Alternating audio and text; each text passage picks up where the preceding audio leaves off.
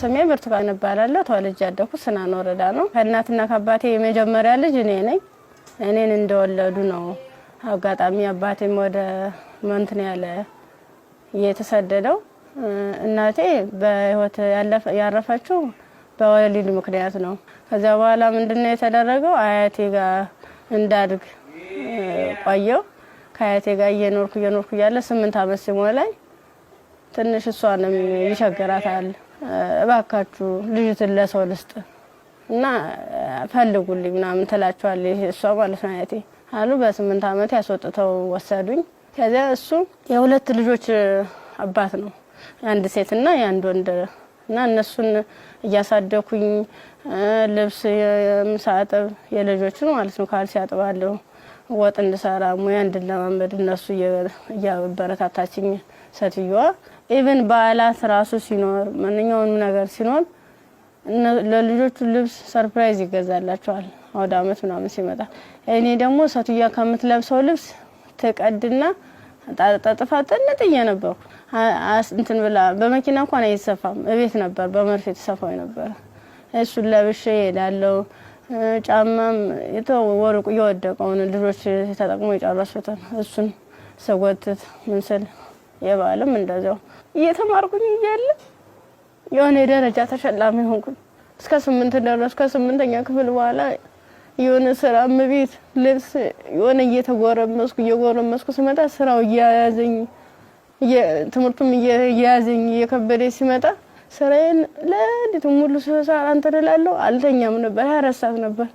ከዛ ዩኒቨርሲቲ እንታ 12ኛ ክፍል ጨረስኩ። 12ም ያው 392 አመጣው። ውጤት ከመጣ በኋላ ወደ ዩኒቨርሲቲ ተመደብኩኝ።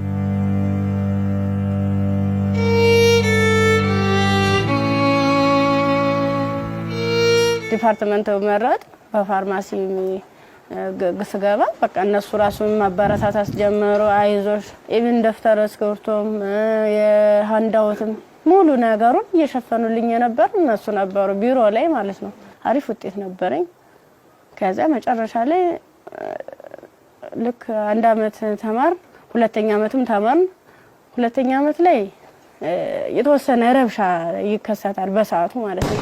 ረብሻ ሲፈጠር ምንድነው 3 ሰዓት ነው ከሌሊቱ 3 ሰዓት ላይ እኔ አጋጣሚ ከልጆች ጋር እንትን ነበርኩ፣ ላይብራሪ ነበርኩ። እኔ ወደ ውስጥ ስንመለስ ውስጥ ላይ የሆነ ሰው ሲተኩስ ከውጭ ላይ ይቀባበላሉ። ከዛ ኧረ ምንድነው በዚህ ውጡ በዚህ ወረዱ እንዲ ወንበስ በሉ እንትን ተኙ ተንበልበሉ ምናምን ይሉናል። ከዛ ልክ እየተኛን እየተሳብን እንደባብ እየተሳብን እየሄርን እያለ መጨረሻ ላይ እዚህ ጋር ግቡ በቃ እናምልጥ እንደዚህ ያለን ሰዎች ለካ ውስጥም ውጭ የሚተኩስ የነበሩት እነሱ ናቸው። ውጭ ላይ ስንል ምንም የተተቀለብስ አለበሱ። ከዛ አንደኛው ትጥቅ የለበሰው እዚህ ጋር ግቡ፣ ምክንያቱም እንደዚህ ድብልቅልቁ እየወጣ ነው እንዴ ህይወታችን ማትረፍ አትፈልጉም ሲለን እሺ ብለን ታርጋብገባን ሁላችን ሰዎች አንድ ላይ ወጥተን ገባን።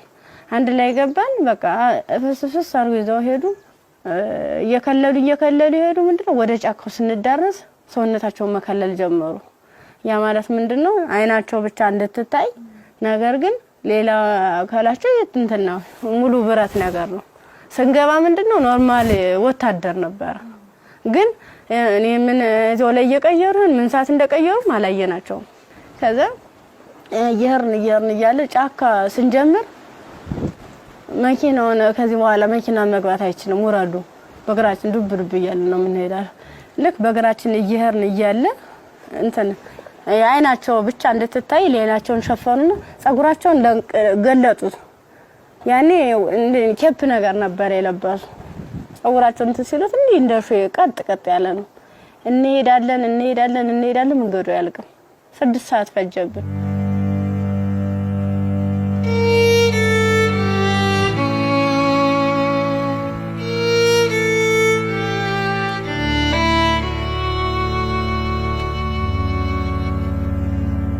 መረስ አይቀርም። ስንደርስ ምንም ነገር የለም፣ ቤት የለም፣ ምን የለም። በቃ የሆነ ሜዳ ነገር አለ፣ ትክክለኛ እንትን ማለት ነው አረንጓዴ ነገር አለ። እዚህ ጋር ስፖርት ስሩ፣ ይሄንን ስልጠና መውሰድ አለባችሁ፣ በዚህ ነው አሁን ያመጣናችሁ ምንድነው እናንተን ፈልገናችሁ ነው በቃ ለትጥቅ ስለፈለግናችሁ ስልጠናዎችን መውሰድ አለባችሁ መማር አለባችሁ ከዛ ሳናቸው ይዋን እያደር ትንፍስ እንዳትሉ እና ዳቦ ሲሰጡ እንደ ዳቦ ነው እንደ ንስ እያሉ ነው እንደዚህ የሚወረውሩልን ማለት ነው አይጠጉንም ሁሉ ከዛ እየወረወሩልን እያነሳን እንበላለን ያው ሆድ አይደለም ይርበናል ምን ጠጣው ውሃ ስናጣ ደግሞ በለበስነው ልብስ እየዘፈዘፍን ምንጭ ነገር እናገኛለን ወራጇ ዝም ብሎ ቆሻሻ የተገደበ ነገር እናገኛለን እሱን ልብሳችንን እንዘፈዝፍና እንዲ ለመጥለቅም ስለሚቀፍ ልብሳችንን ዘፈዝፍና ልብሳችን እየጫመቅን ነበር እንደዚህ ያንጠፈጠፍን ነበር ልብሳችን እየመጠጥን ምንጠጣ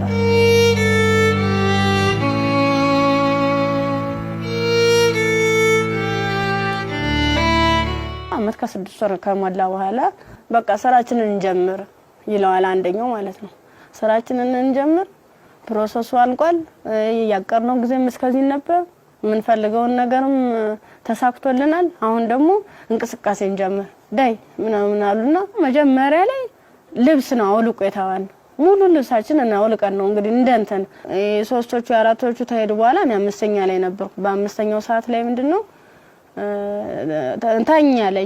ታኛው ከተኛው በኋላ እየተካኩ ነበር ሲደፍሩ የነበሩ ማለት ነው ከዛ እየተካኩ እየደፈሩ ካደረጉ በኋላ ከደፈሩ በኋላ ምንድነው እንትን ራሴን ስስት አይ እንደዚያ ከሆነማ በዚህ ነው ስሜታችን የሚኖርልና እንደዚህ ያደርጋ ይሆነ እንደ 6 አይነት ነገር እንደ 6 ይሆናል እንደ ፌሮ እንዲ ነው ቀጥታ እንደዚህ ሲወጉ የነበረ ማለት ነው ጥቅጥቅ ካደረጉት በኋላ ስዳስሰው ራሱ ቁስሉ ይታወቀኝ ነበር ዘንዲታኝቼ ወድቄ ራሱ ማለት ነው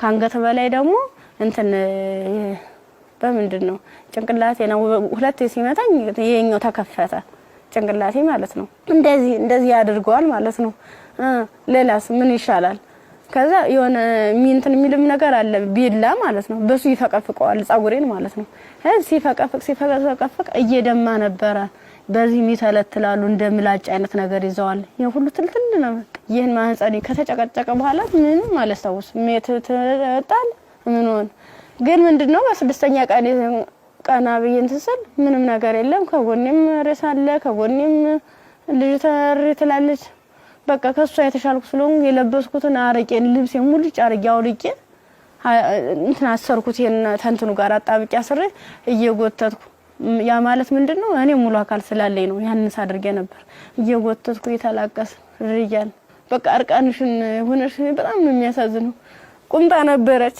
ቁምጣዬን ደግሞ ያላስለብሰኝ አለ ቁስሉ ማለት ነው እንዲ ክፍቱን አርጌ ልብሴን ግን ሙሉ ቃኔ ለሷ ለበስኳት የለበስኳት አንድ ቀሚስ ነበርና ቁምጣ ከስር ለብሼ ነበር የለበስኳት ልፍ በቁምጣዬ ማሰር አልቻልኩም አውልቄ ሁሉ ሞክሬያለሁ ሙሉ ደም ማለት ነው ከዛ በሷ አሰርኩና የወጥቱ ሰል ገሩ ይመጣሉ በሰዓቱ ማለት ነው ከዛ እንዲታ ያንዘላዘሉ እንትን ብላ እንደዚህ ተሸክሙ ያንዘላዘሉ ይዘዋት ይሄዳሉ ሀይዟ ሲሄዱ እኔ አልሰማማ እንትን አለልም በቃ እንዳንችንስ አንችልስ ገላጌ ተገኘ ብላኝ እኔ እንጂ ይብለኝ ደህል እንዴ በጣም አረ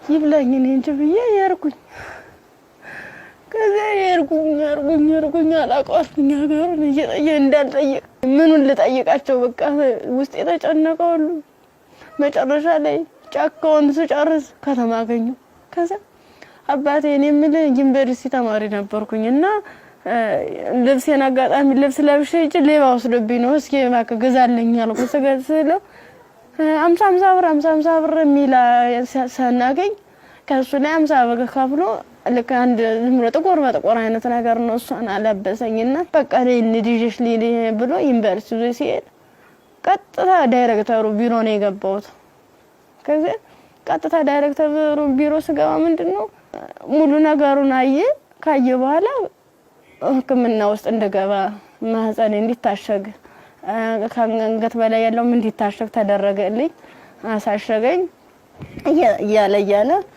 በቃ ሰለቹኝ ማለት ቁስሉም ሊድን አልቻለም እነሱም ካቅማቸው በላይ ሆነ እኔ አማራጭ ምንድነው ዩኒቨርሲቲው ትምህርት ቤቱ ፊት ለፊት መለመን ጀመርኩኝ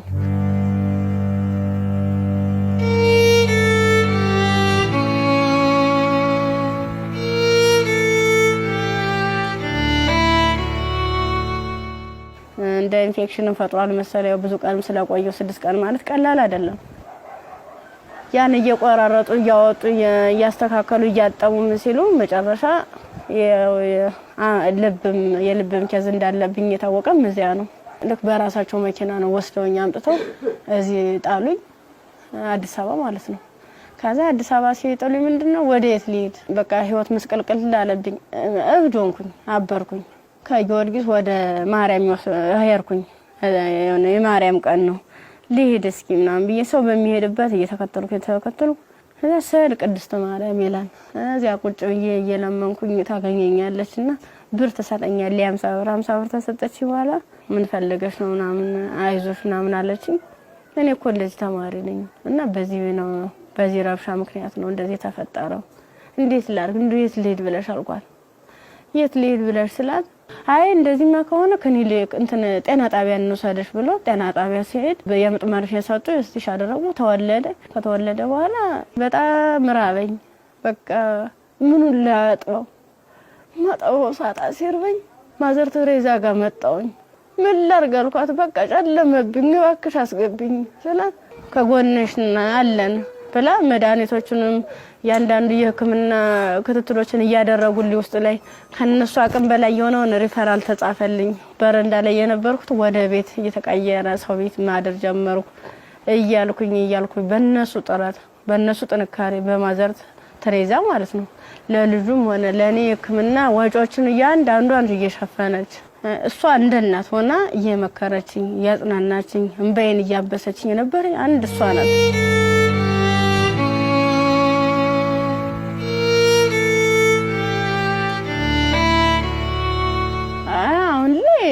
በጣም ከባድ ነው ልጁም ከፍ ያለ ሲሄድ ጡት በማጥዋት በሚችልበት ሰዓት እየደከመኝ ያመመኝ ትንፋሽ ማጣር በቃ ድክም ይለኛል መንቀሳቀስ አልችልም ያን ያክል ማለት ነው ብዙ መድኃኒቶች ነው የምወስደው የሚዋጥ መድኃኒት አለ መርፌ አለ እና እነሱን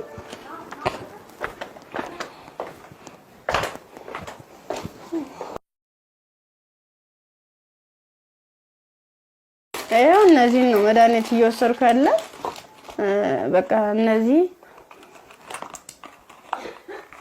የሚዋጥ መድኃኒት አለኝ መርፌ አለኝ ይሄን ነገር ነው እየወሰድኩ ያለው እና ይሄን መድኃኒት ወስድ ደግሞ ለኔ የሆነ ማለት ምግብ ያስፈልገኛል ምበላው መጠጣው የለም መታየት ነው ደረቅ ኮቾሮ ነው አሁን ቅድም እንደውም ሳዘጋጅ ነበር ኮቾሮ እዚህ አለ ዘፍዝፌ ነው የነው ያለው አሁን የራስ በራስ ብሏል የዘፍዝፌው ስለቆየው ቅድም ነው እናንተ ቀረጻ ያዘጋጃችሁ ያለ የዘፈዘፍ ማለት ነው የዘፍዝፍ ካለ በኋላ ለልጅ ምንድነው ፍትፍት አድርጌ ነው የምበላታለው እሱም የሚበላት ይችል ነው እና ሙዝ ምናምን ገዛለታለው ብስኩት መጠለያ ያስፈልገኛል አሁን ያለበት ቤት ስፖንሰር አንድ ወር ከፍሎልኝ ነው ሄደ ሌላውን ግን እየለመንኩ ነው ውጭ ላይ ማለት ነው የሆነ ነገር የሆነ የልጅውን ወደ 3 ወር አለፈው ሰው እንድንቆጣጣው ማለት ነው መታጠቢያ ሰዓት አይደለም ብቻ ቃላት የለኝም በቃ የድረሱልኝ ምን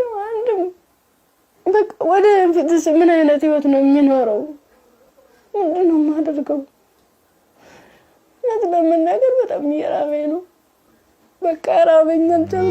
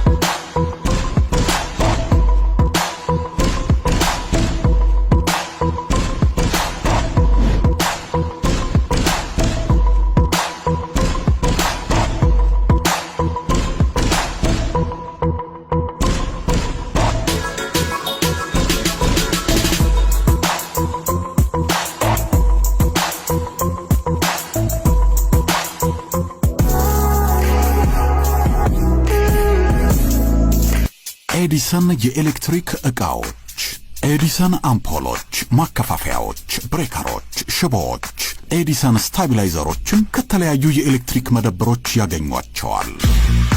ኤዲሰን ታላቅ ስም። የብርቱካንን ታሪክ ነበር አይተን የተመለስነው። ከዚህ ቀደም ብዙ አይነት እንደዚህ አይነት ታሪኮች ተሰርተዋል። ግን ይሄ እውነት ከኢትዮጵያዊነት የወጣ ፍጹም ኢትዮጵያ ውስጥ ይሄ ነገር ሲያጋጥማሉ ብለን እንድናስብ ራሳችንን እንድንጠይቅ የት ነው ያለነው የቱ ጋር ደርሰናል ብለን ያየንበትም ታሪክ ነው። ብርቱካን በጣም ተስፋ የነበራት ለዓላማዋ ታግላ እዚህ ጋር የደረሰች ጎበዝ ጠንካራ ወጣት ተማሪ ነበረች። ከዛ በኋላ ግን የመጣባት ነገር የሚያሳዝን ነው። የመጣባትን ነገር መቋቋም ባልቻለችበት ሁኔታ ላይ ደግሞ ተጨማሪ ነገር ወደ ህይወቷ መጣ። ያም ልጇ ነውና ለልጇ ብርቱካን ምን ብላ ይሆን ታሪኳን የምትነግረው ብዬ ሳስብ ነበር። በጣም የሚያስጨንቅና የሚረብሽም ጭምር ነው። የሷም ህይወት ተበላሸ ስንል እንደገና ደግሞ ህፃን ልጅ ወደዚህ አምጥታለች። የዛ ህፃን ልጅ ተስፋውስ ምንድነው? ነገስ የሚመለስለት መልስ ምንድነው? ይሄ ልጅስ እንዴት አድርጎ ነው አድጎ ሀገርን የሚረከበው ብለን እንድንጠይቅ የሚያደርገንም ይመስለኛል። የብርቱካን ታሪክ በጣም ብዙ ሴቶች ላይ ያጋጥማል። ግን ደግሞ ይሄኛው የሚዘገንንና ለመስማትም ለጆሮም ለማየትም የሚቀፈው ነው ያገኘው። ያው ሰው ስትሆኚ ትፈተኛለሽ። አንዳንዴ የፈተናም አይነት አለው እንዴት ያለሽ በቃ በርግጥ ላያስችል አይሰጥም ይባላል። ግን ደግሞ አንዳንዴ ከመቻል በላይ የሚሆኑ ፈተናዎች አሉና እንደ ኢትዮጵያ እንደ ሀገር ደግሞ ስታስቡ እንደዚህ አይነት ሁኔታ የሚደረግበት ማህበረሰብ ውስጥ ነው እንደ ያለ ነው። በምን አይነት ሁኔታ ነው ህይወታችንን እየመራን ያለ ነው የሚለው ራሱ ሌላ ጥያቄ ነውና በጣም ከባድ ነው። የብርቱካን ቪዲዮንም ቁጭ ብዬ ሳየው እውነት ለመናገር አንደበት የለኝም። ከአእምሮ በላይ ነው። እጅግ በጣም የሚሰቀጥጥና የሚዘገንን ከመሆኑ ብዛት የተነሳ ጭራሽ እንደውም ፊልም ነው እንዴ አክቲንግ ነው እንዴ የሚያስብል ሁላ። ምክንያቱም ያው ብዙ ሆረር ፊልሞችን እንሰማለን፣ ግን የእውነት መሬት ላይ የወረደ እንደዚህ በዚህ ልክ የሚሰማ ነውር ሁላ አለ ወይ እስከ ማለትም ድረስ አለና ብርቱካን እንግዲህ ስቱዲዮ ውስጥ ትገኛለች። አብረን ቆመን እንቀበላለን። እንኳን ደህና መጣሽ። እንኳን ደህና መጣሽ። አረፍ በይ። እንዴት ነሽ ብርቱካን? እንኳን ደህና መጣሽ። በጣም ነው የምታምሪው። በጣም ቆንጆ ከለሯ ራሱ እንዴት እንደሚያምር። ያው ዩኒቨርሲቲ ስንሄድ ሁላችንም የምናስበው ነገር አለ አይደል? ቤተሰብ ጋር ያለው ደስታ አለ፣ ስትሄጂ የምትዘጋጁ ዝግጅት አለ። ከሄድሽ በኋላ ደግሞ ያው ቤተሰብ ነው ገንዘብ የሚልከው የምፈልገው ነገር። ያን ጊዜ እንዴት አሳለፍሽው? ስትሄጂስ እንዴት ነበረ? ስሄድ 300 ብር ነው የተሰጠኝ። ያ ማለት ያን 300 ብር የሆነ ቦታ ላይ ትላካል ማለት አይደለም፣ አድርሶ የሚመልሰኝ ነው። አመት ሙሉ የሚዘልቅ ማለት ነው። ጓደኞቼ በፕሌን ጓደኞቼ በመኪና እየተመላለሱ በዓላትን ሲውሉ እኔ ግን ለአንድ አመት ተብሎ 300 ብር ነው ካልኩሌት ተደርጎ የሰጠኝ ነበር። ስንት ነበር ትራንስፖርት? 150 ብር ነበር ሄጃው። እንደ ሴት ደግሞ ለሴት የሚያስፈልግ ነገር አለ፣ ምን እንቀባዋል፣ የተፈጥሮ ጉዳይ አለ። ለዚህ ሁሉ ነገር ገንዘብ ያስፈልጋል። በምን ነበር ያን ነገር? ጓደኞቼ የተሻለ ህይወት ነበር እንትን የሚሉ ባለሀብት ልጆች አሉ። እነሱ ነበር የሻር እያደረጉ እያዋጡ ነገሮችን የሚሸፍኑ ኢቭን ሞዴስ ራሱ ይገዙልኝ ነበር። ጓደኞቼ ነበር ከጎን ያሉት ማለት ነው። እሺ ከዛ በኋላ ያ ሁሉ ነገር አለፈና ዩኒቨርሲቲ ገባሽ። ዩኒቨርሲቲ ገብተሽ ሁለተኛ ዓመት ተማሪ ሆነሽ ነው ይሄ ነገር ያጋጠመሽ። እንዴት ነበር እስቲ ጊዜውን አስታውሽ? ማለት በጣም ነው የሚከብድ። 3 ሰዓት ላይ ልክ ከላይ ወረ 3 ሰዓት ዘጋብኝ። መመለስ አልፈልግ እንደ ወጣሁኝና የሆነ ይሮራጣሉ ማለት ነው ሰዎቹ። ስንሄድ በቃ ኧረ እንደዚህ ተኩስ የተነሳ ማለም ትሄዳላችሁ፣ በቃ በዚህ ሄዱ ነው በዚህና እንትን በሉ እዚያ ካግቡ ምናምን ሲሉን እኛ በሰዓቱ ተኛን ተቆርቁረው ነው የመሰለን። እኛ እንደዚህ ለማትረፍ ነው ብለን ተንደርድረን ራሳቸው መኪና ገባል። የነሱ መኪና ምን እንደሆነ ረብሻ የሚፈጥሩ ሰዎች በመጡበት መኪና። አዎ ከፍት ነው ከኋላ። 1 አመት ከ6 ወር ነው እዚያ የቆየነው ጫካ ውስጥ ምንም ነገር ሳይፈጠር። አመት ከ6 ወር ምን ነበር የሚሏችሁ? ትጥቅ ነው ልንቀየራችሁ ነው ትታጠቃላችሁ፣ አለበለዚያ ያሰብነው አለ እሱ እንሰራለን አብረን ምን ይሆናል እያሉ። የት ነበርስ የምታድሩት? እዚህ ውጭ ላይ ነው። ብዙ ጊዜ ዛፍ ነበር እንዲታከልል ተነመለ ነበር። እዛ በመጥቶኑበት ጊዜ በተለይ ለሴቶች አስቸጋሪ ሁኔታ የንጽህና መጠበቂያ ማግኘት ነው። ያንንስ እንዴት ነበር የምታሳልፉት? የነበሩት? የምን ንጽህና መጠበቅ ነው? በቃ ዝም ብለን ስናክ ነበር የምንውለው። ከ1 ዓመት ከ6 ወር በኋላ ምንድነው የተፈጠረው? መጨረሻችን ላይ ሰልፍ አሳለፉን። እርቃናችንን አውልቀው ልብሳችንን ካወለቁ በኋላ ሰልፍ አስያዙ። እኔ አጋጣሚ ከ5ኛ አካባቢ ላይ ነበርኩኝ። ግንኙነት ከተደረገ በኋላ እንዲህ ሲጨቀጭቁ ራሱ በፌሮ ሲወጉ አላስታውስም። ደንዝዟል ሰውነት። ምን ያህል ሰው እንደተደረገ ምን እንደተደረገ አላውቅም። በ6ኛ ቀን ስነቃ እንደ ማበላ ነው የሚፈሰው። እሷ ደግሞ አንድ አካል ስለጎደላት ምንድነው አማራጭ? የለበስኩትን ልብስ አውልቄ ለሷ ነገሮቿን አስሬ ነውቅፋ እየወተትኩ ጀመር ጀመሩ። እንዳላዝላት አልችላትም። ከዛ አብረን ነው እኮ የምንሄደው። አንቺ ነው እኮ ትችላለሽ ስትለኝ እንዲህ ሆነን ሁለት አባለ ስንኩል ማን ይቀበለናል አልኳት። ምክንያቱም ማንም ቢሆን እንደዚህ ደም እየፈሰሰ እንደዚህ ምድሩ ሁሉ ጨልሞብኝ ነገ ወዲያ የተሻለ ህይወት አገኛለሁ ብዬ ነገ ወዲያ ጥሩ ቦታ ደርሳለሁ ብዬ አሰብኩት ልጅ በቃ መጨረሻው እንደዚህ ሲያመር እንደዚህ ሲሆን በጣም ከፋኝ። በቃ ለሁሉም ማለት ነገ ወዲያ እንዴት ነው የምሆነው? ምንድነው ማድረግስ የምችለው? በምን አይነት መልኩ ነው ህይወቴንስ መጠገን የምችለው? አይዞሽ የምለኝስ ማንኛው ሰው ነው? በቃ አለው እንደዚህ መጨረሻ ላይ ምንድነው ጎዳና ተዳዳሪ የሆንኩት? ጎዳና ነው ወድቄ በቃ እኔ እንጂ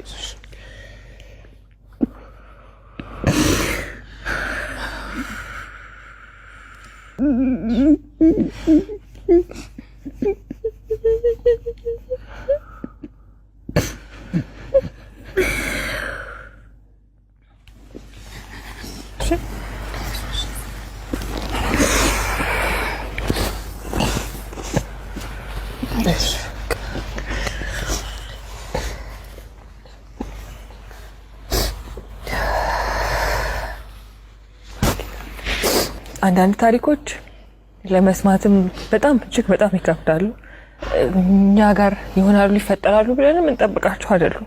ሴት ሆኖ ለመስማት ይከብዳል፣ ሰውም ሆኖ ለመስማት እንደዚህ አይነት ታሪክ ይከብዳል። ያው ከመሞት መኖር ይሻላል ይባል የለ። እግዚአብሔር አንቺን በዚህ ፈተና ውስጥ አሳልፎ ዛሬ ላይ ሲያደርስሽ ምክንያት የለውም ማለት አንችልም። በፈጣሪ ስራ ማንገባም፣ ግን በጣም ጠንካራ ነሽ። እኔ በዚህ ሁሉ ችግር ውስጥ ያየሁት ያንቺን የመንፈስ ጥንካሬ ነው። አሁን ላይ ልጅ አለሽ። ልጅሽን ስታዩ ምን ይሰማሻል? ከፋኛል በጣም። ምክንያቱም እሱ ባይኖር የኔ ያለ እንትን አይደለም ነበር ማለት ልጅ ስትይዥ ከባድ ነው። ለልጅ ስትይ እያልሽ የሆነ ትታሰሪያለሽ። ልጅ ነው እንጂ ራሴ አትይም። በቃ ምን አለበት ወይ ጤነኛ ልጅ በሰጠኝ ነው። ካልሆነ ደግሞ እኔም በሽተኛ እንዴት ነው የማደርገው? ልጁንስ ለማልቀ ሁለቴ ነው 3 ጊዜ ጥዬው ሁሉ ይጫለው። እዚህ ውጭ ላይ ተመልሼ እንዲህ ሳይው ያለ ወደ እኔ ይመጣል።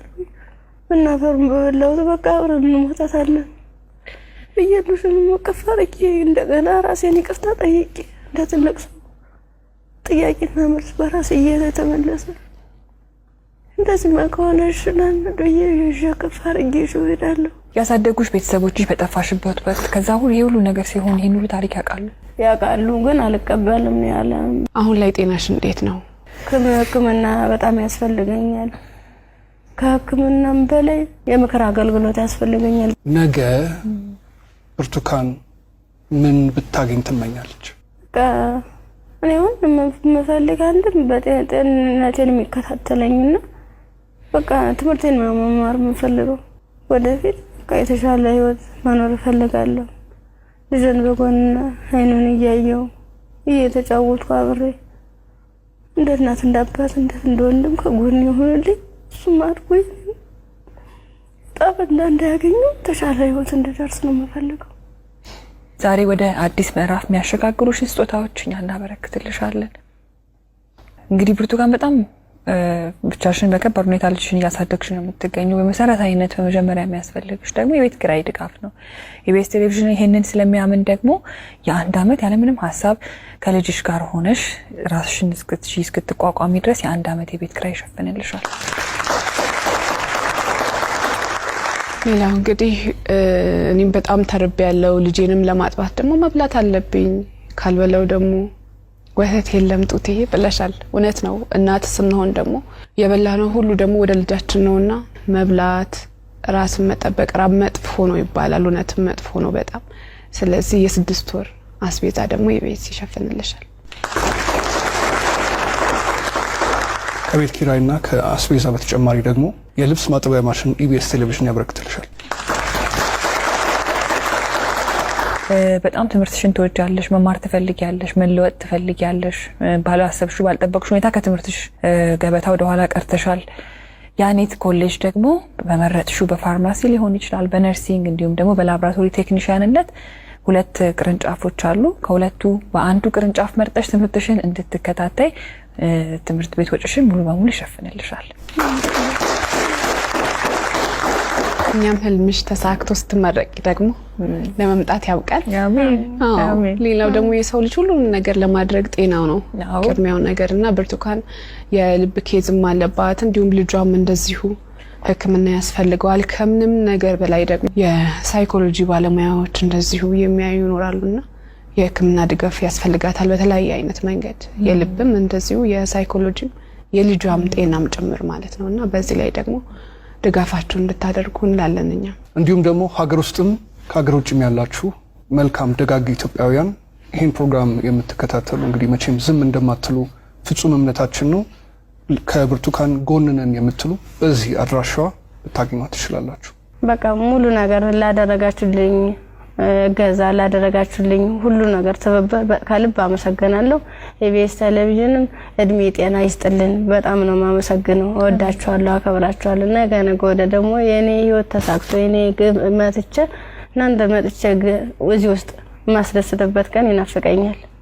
ደግሞም አደርገዋለሁ። እናምናለን እኛ። የአዲስ ምዕራፍ ሰዓታችን ይህን ይመስል ነበረ። እሑድም በኢቢኤስ ይቀጥላል። መልካም ጊዜ።